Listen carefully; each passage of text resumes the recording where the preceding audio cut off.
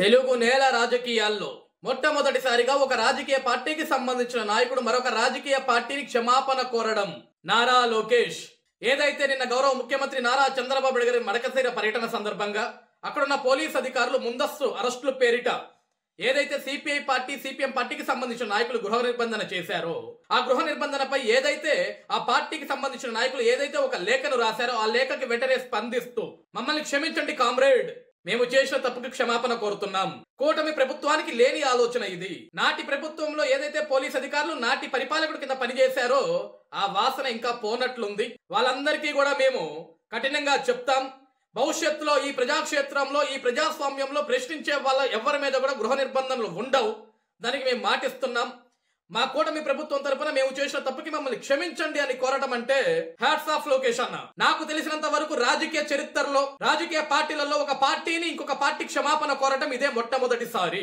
ఇది రాజకీయం అంటే ఒక రాజకీయ నాయకుడికి ఉండాల్సిన లక్షణం ఇది. ఒకప్పుడు ఇదే ఆంధ్రప్రదేశ్ రాష్ట్రంలో ఏదైతే వైసీపీ పార్టీ ఉందో ఆ పార్టీకి సంబంధించిన వ్యక్తులు ఇదే వ్యక్తి నారా లోకేష్ గారి గురించి అనేక అవమానాలు చేశారు, అనేక హేళనలు చేశారు, అనేక ఇబ్బందులు పెట్టారు.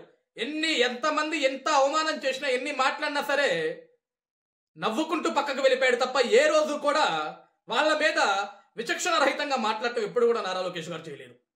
నిన్న జరిగిన సంఘటనకి వెంటనే స్పందిస్తూ మమ్మల్ని క్షమించండి కామ్రేడ్ అని అడిగాడు అంటే ఒక యువ నాయకుడికున్న స్ఫూర్తి, ఒక యువ నాయకుడికున్న ఆలోచన, భావితరాల భవిష్యత్ తరాల రాజకీయాలను ఏ విధంగా ముందుకు తీసుకెళ్లాలి, ఏ విధంగా నడిపించాలని ఒక ఆలోచన కలిగిన వ్యక్తికి ఉండే లక్షణాలు ఇవి. ఏ రోజున గడిచిన 5 సంవత్సరాల్లో వైఎస్ జగన్మోహన్ రెడ్డి లాంటి వ్యక్తి ఈ విధంగా ఒక క్షమాపణ లేఖ ఎవరికైనా రాశాడా?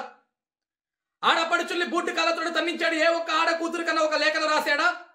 అన్యాయంగా రైతన్నల మీద కేసులు పెట్టి ఎస్సీ ఎస్టీ కేసులు పెట్టి జైళ్ళకి తరలించాడు ఏ ఒక్క రైతనకన్నా క్షమించమని ఒక లేఖను రాశాడా?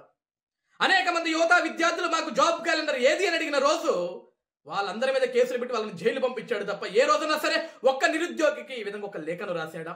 అది ఒక సైకోకి ఒక మంచివాడికి ఉన్న తేడా. ఈరోజు నిజంగా లోకేష్ అన్న మీ వెంట నడవటం, మీతోటి నడవటం, మీ కింద మేము పని చేయటం, మీ అడుగుజాడల్లో మేము అడుగు వేయటం ఈరోజు మాలాంటి ఎంతో మంది యువతకి అదొక స్ఫూర్తిదాయకం. Thank you so much.